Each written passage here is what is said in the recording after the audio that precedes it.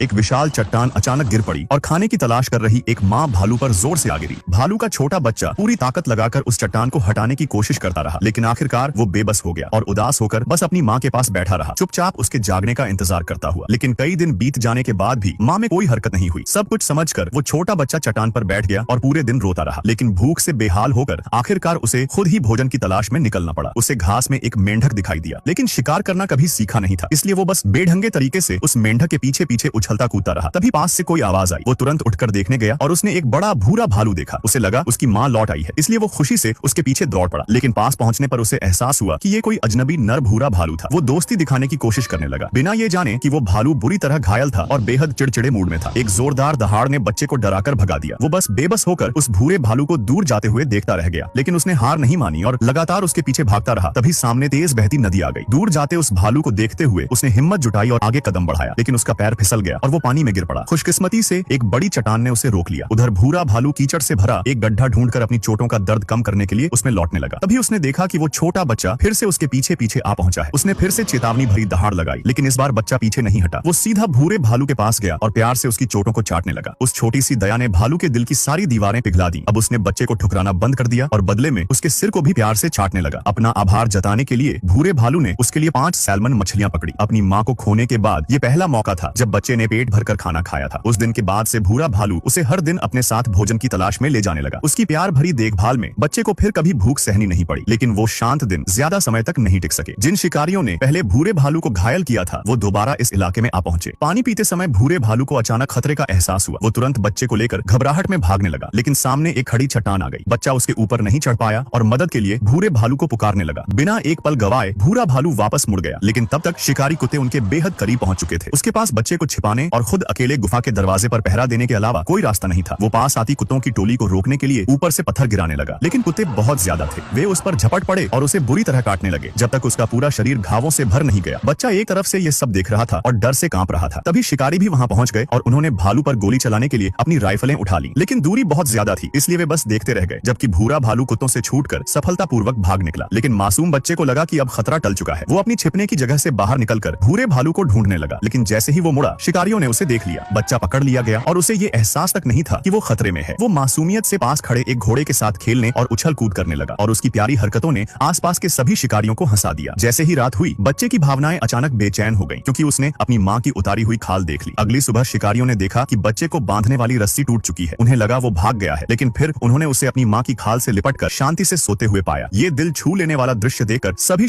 इस कैदी ने बड़ी चालाकी से अपनी नकली मूछें उतारी और उसके अंदर छिपे 2 पतले तार बाहर निकाल लिए। उसने तार मोड़कर उसका एक सिरा थोड़ा टेढ़ा कर दिया, फिर उस तार को हैंडकफ के लॉक में डाल दिया। कुछ ही सेकंड में हथकड़ी खुल गई। उसने दूसरी कलाई पर भी वही तरीका अपनाया और खुद को आजाद कर लिया। आजाद होते ही उसने हैंडकफ एक तरफ फेंक दी, फिर अपनी शर्ट के बटन खोले और बाहर झांक कर देखा कि सब सुरक्षित है या नहीं। इसके बाद उसने अपने पेट पर लगी नकली चोट को सावधानी से हटाया। उसके नीचे बेहोशी की दवा लगी एक नीडल छिपी हुई थी। उसने खाने की ट्रे से एक मटर उठाया और उस नीडल को उसमें चुभो दिया। फिर उसने पेपर कप का पानी फेंक दिया। कप को किनारे से फाड़कर सीधा किया और उसके एक कोने को मोड़कर पतली ट्यूब बना ली। इस तरह उसने एक देसी सिरिंज तैयार कर ली। जैसे ही सारी तैयारी पूरी हुई, वह अचानक जोर जोर से चिल्लाने लगा। साथ ही सेल का दरवाजा भी पूरी ताकत से पीटने लगा। शोर सुनकर एक गार्ड तुरंत वहां पहुंच गया। कदमों की आहट सुनते ही कैदी ने अपनी पीठ दरवाजे की तरफ कर ली। जब गार्ड ने सेल खोला तो उसे सिर्फ कैदी की पीठ दिखाई दी। वह जांच करने के लिए थोड़ा और पास आया, लेकिन जैसे ही वह करीब पहुंचा, कैदी बिजली की तरह पलटा और बेहोशी वाली नीडल सीधे उसकी तरफ दाग दी। फिर वह दौड़कर गार्ड के पास पहुंचा, उसकी कॉलर पकड़ ली, उसका सामान छीन लिया और सेल की चाबी निकाल ली। बाकी गार्ड्स को कुछ पता चलता उससे पहले ही उसने दरवाजा खोल लिया और बाहर निकल गया। लेकिन कॉरिडोर में अभी भी 3 गार्ड्स मौजूद थे। सीधे भिड़ने के बजाय उसने एक चाल चली। उसने जानबूझकर आवाज की ताकि एक गार्ड उसकी तरफ आ जाए। गार्ड को जरा भी अंदाजा नहीं था कि कैदी उसके सिर के ठीक ऊपर छिपा बैठा है। जैसे ही गार्ड वापस मुड़ने लगा, कैदी ऊपर से कूद पड़ा और एक ही बार में उसे बेहोश कर दिया। कुछ देर बाद उसने खुद को एक बूढ़े आदमी के भेष में बदल लिया, फिर भीड़ में घुल मिल गया और सफलतापूर्वक वहां से भाग निकला।